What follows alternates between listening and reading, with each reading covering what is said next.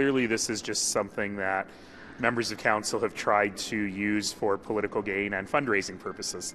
It's been given the nickname the Chamber of Secrets, but in order to improve the image of City Hall, a committee is looking at concerns and making some recommendations. Calgary councillors have discussed hundreds of items in private over the last year, so the Priorities and Finance Committee has made some points to improve the process and also make the public more knowledgeable of what is discussed first in private.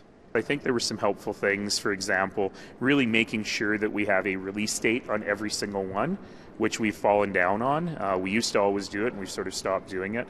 Things like that, I think, are extremely helpful.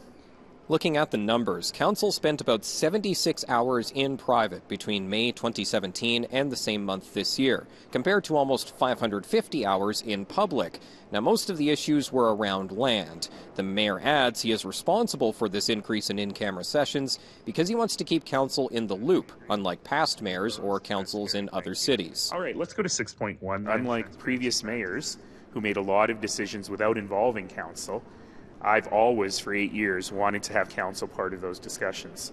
And so, for example, council gets advance notification of personnel changes that are fully in the purview of the city manager, but we feel that it's important that council knows what the city manager is thinking about. So that's number one. We have strategy sessions that we never had before, and we continue to bring council into decisions as best we can. And then there have been 3 pretty big projects going on that required council's input, again, because I wanted to involve council instead of just telling them about it at the end. As we've seen people storming out, slamming doors, and Councillor Jeremy Farkas, however, has been one of the most vocal against these meetings, and he still feels it's excessive. Why is Calgary relying so much on these closed-door meetings? It's not just a little bit, but it's orders of magnitude. It's 10, 100 times more than really any other municipality in Canada that's measured.